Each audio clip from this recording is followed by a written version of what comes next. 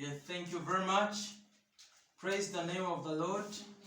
Once again, I'm Pastor Elias with my beautiful wife, Alice Atenyi. Yes, I love her so much.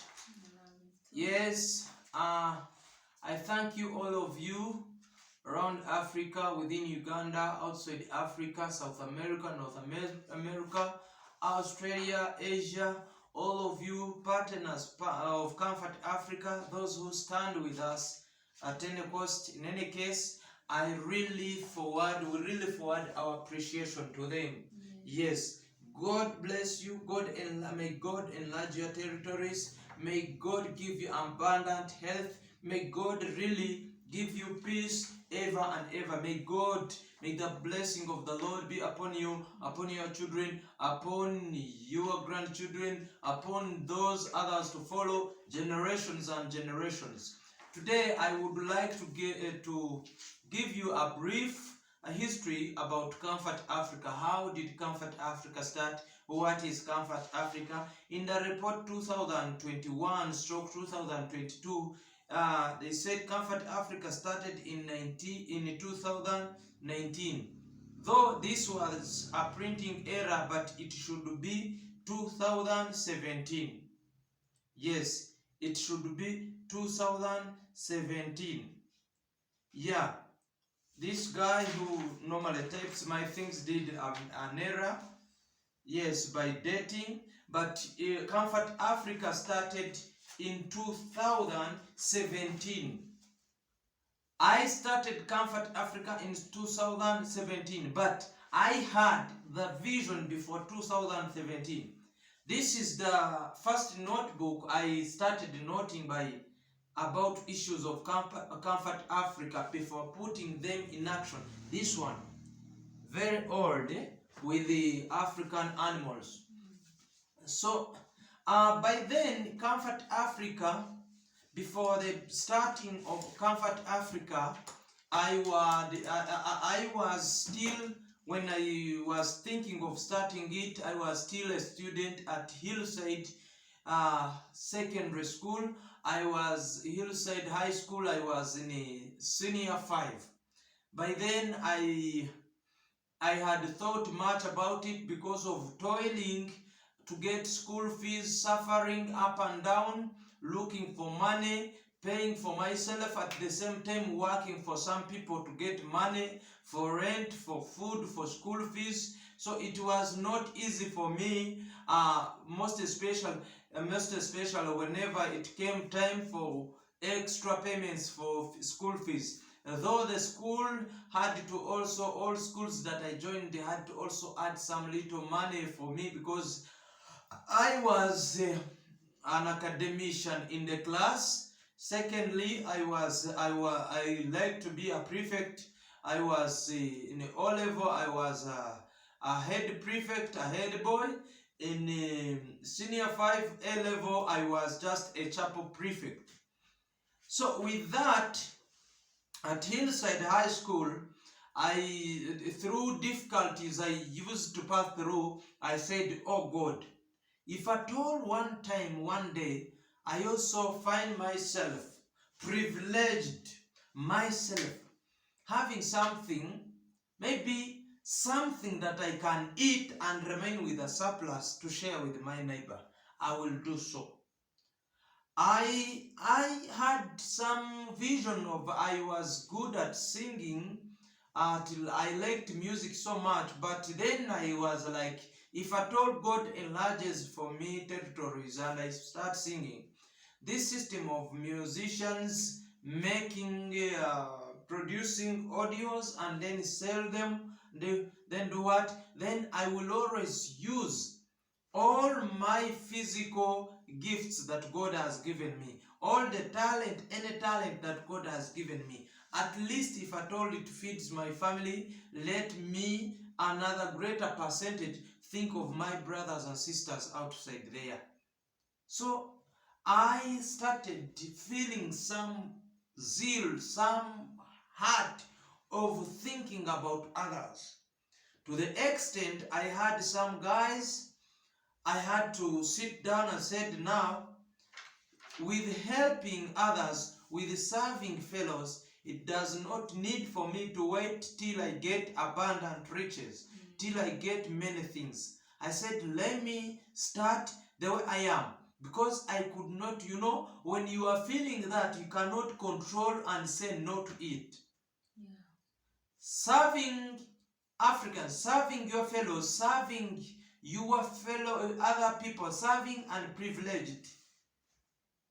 If it's in you, no one can say stop. If it is in you, you cannot just wait for abundance.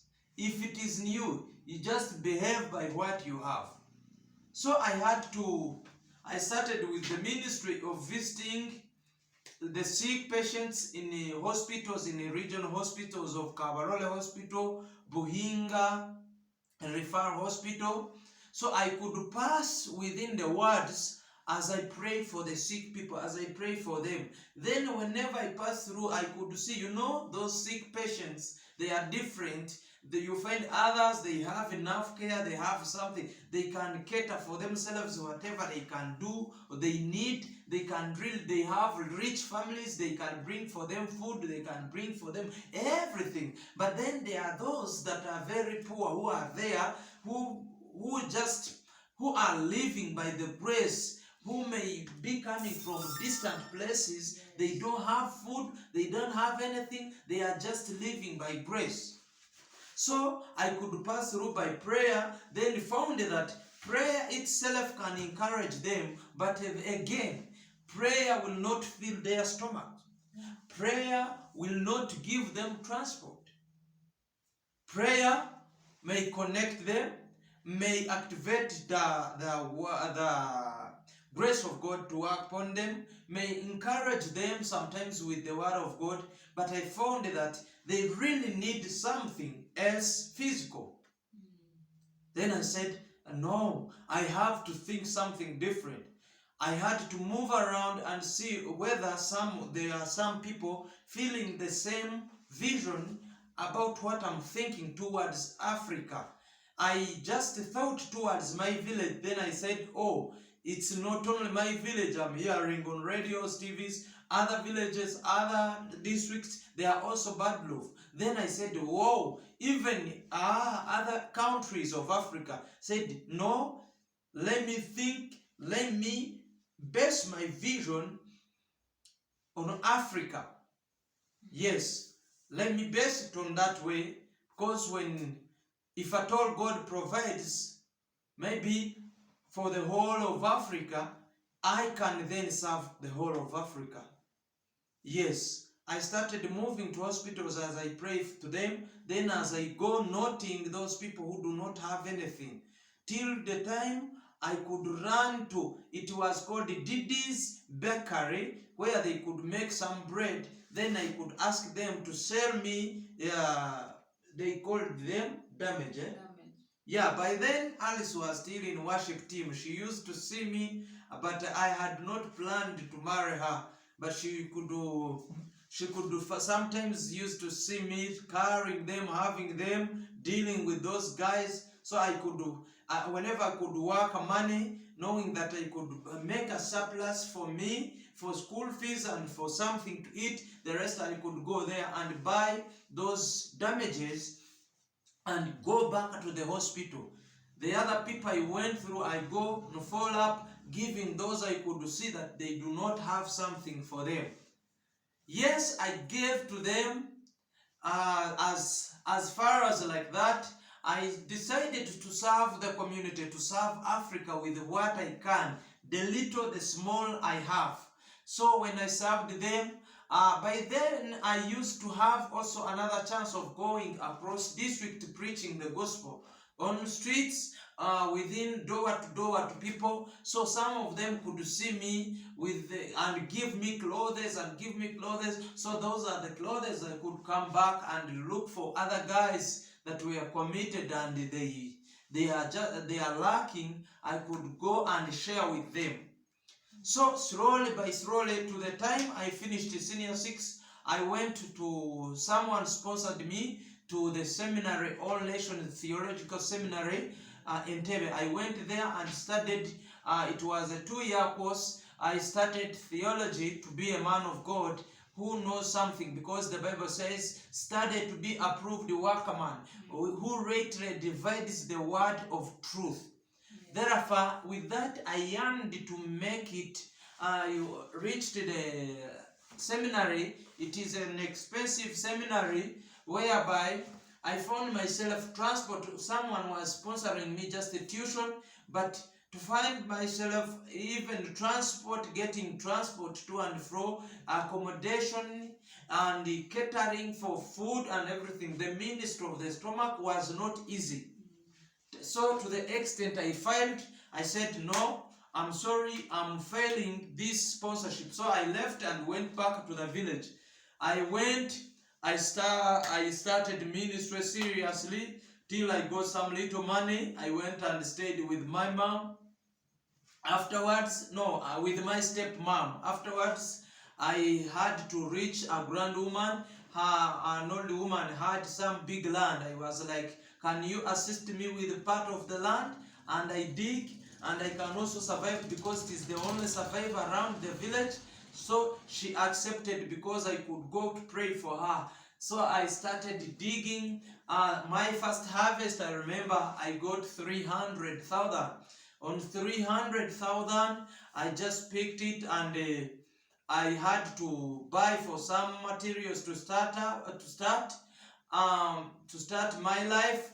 So with that 100, I had to reserve 200. I just used the 100,000 shillings. So to the extent, I also again cultivated for another season. Then within cultivating, I had visited my neighbor, my relative. We were trying to dig some cassava out of the ground. So by then, that's when the government had to raise up, say we do no longer need the fake schools around the country. So they locked the school, the community school that was in a temporary structure, with the kids compacted with an unqualified teacher, disorganized. So all the remaining kids were just moving along the way, we are moving, we are wandering in the village. So others, by then, the village used them to protect crops from being eaten by rodents, by chimpanzees, monkeys. So they were there in the valleys. So I saw no one to see around. There is no one who will even study. Some of us who had the zero of studying, we are meeting some difficulty. I said, oh my God, whom one can you use to think for such a villages? To find out, I had to look for some guy to see whether there are other guys who can see like that, who can really get focused to such a people and feel compassionate.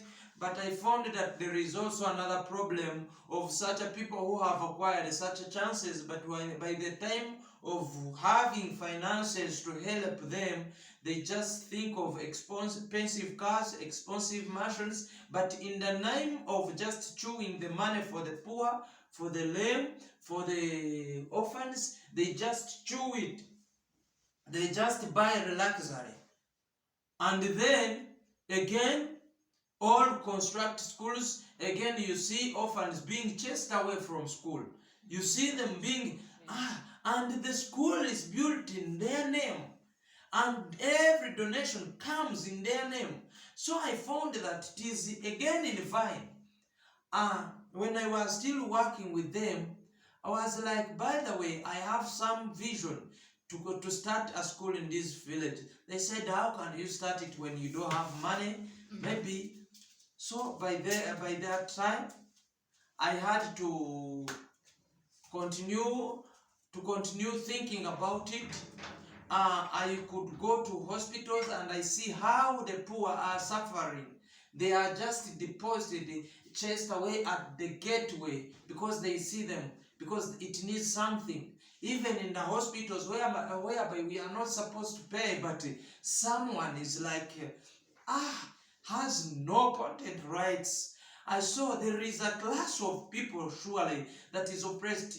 Even it had some time my sister had got some shortage at her workplace of mobile money, mobile banking. So she had the boss. They had conflicts with the boss because the boss wanted to use her and she refused. So they had to take her to prison and they had to squeeze her, to press us to sell everything. So we had to sell everything and we paid. But again, even police dealt with us because it was on the side of the elder rich man.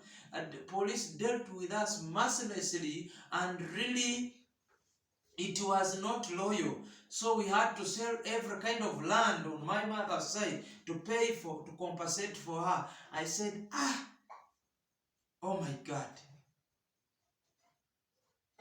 the poor, lame, the unprivileged has no voice. Those that are entrusted to be their voice, to be their ambassadors, to deliver to them their portion, are just, they have just focused on other things. I would wish, oh my God, use me. I'm not so much perfect. I'm not so much perfect. I have a weakness that God may be seeing in me. But then I said, God, I feel that one. So I continued to the extent I went and prayed for it. One old woman called Kanzairi came and reached me and said, Elias, I got a vision that you were holding a bundle of pens, many pens, holding them in your hand. Said, oh wow, God saw it because I told it to nobody. Then in the morning I said, I'm going to start a school. Because by then, on the other 200, I had released some little coins to pay for a guy in Chegegwa district, a young boy in primary. I said, now if at all I have failed to go to school to acquire more education, because I wanted to be a doctor, but again failed because of school fees. I was like, I can't be just a doctor. I found I could not be a doctor because it was expensive for the universities of Uganda. So I said, let me work hard and use the opportunity I have. The opportunity I had was holding a hoe, and I just go to someone's shamba. I just go in the farm and dig. I dug for the second other time. Then I harvested the corns for 700. Then, before even harvesting, it had started by 2017. It had started, schools had started. So I sat down and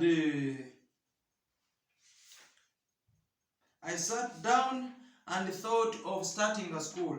Then by that time, I received a word that was in Exodus chapter 3. Then it is the mountain where Jesus met, Elijah met God, and it is the same mountain, Horeb, where Moses met God. I said, I will call this school Horeb. Yeah, it was 20th February. No, it was 19th February when I decided to start the school.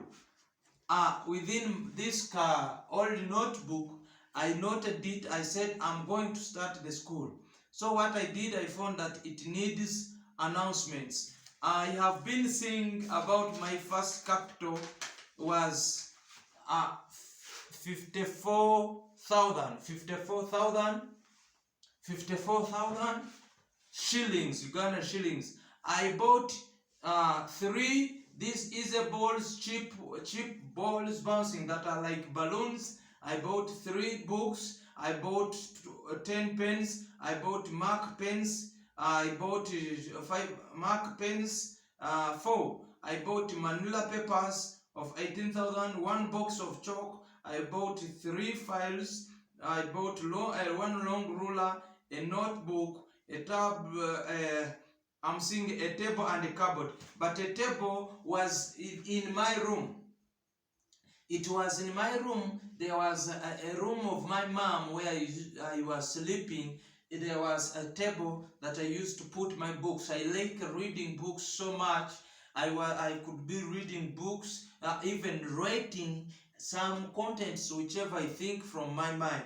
So I used that table. I said this one can work as an office table. I carried the table and took it to the church. I called the church administrator, talked with the church members. Please allow me. Yes, welcome. I said, allow me to start a school at your church. Yes, actually I wanted to start the vision and then the school. Then I explained to them the way I would wish things to go. I would wish even I would wish to create a foundation of schools, a foundation whereby kids would study, and every class of kids, a very poor one, and even a rich person can also, all of the classes of Africa, all the classes of people are able to access education. Because I found that there are some schools, government schools, there are private schools, but there are even schools. I found that even they are schools for free, but again you find costs are even. So I was like, now what I'm going to do, I'm going to start that school. At first I held the other money that I had got from coins. I picked this money and I bought some pencils and bought some crayons for shading for the nursery kids. So I went along the way. I said maybe now it needs some advertisement. I had nothing to say, like I just got the marker pens, I wrote on the papers. I had my stapling that I had earlier on, stapling machine. I could go stapling them on trees. On trees everywhere, moving in a village. A school has started at the Church of King's Church, Kasaba B. A school has started. Come and register your children. Free education, free education, free education, free education. So I pinned them everywhere. So people were like, wow, who has started the school there? They knew that there are some sponsors that have just started the school. They came running. So I carried my table.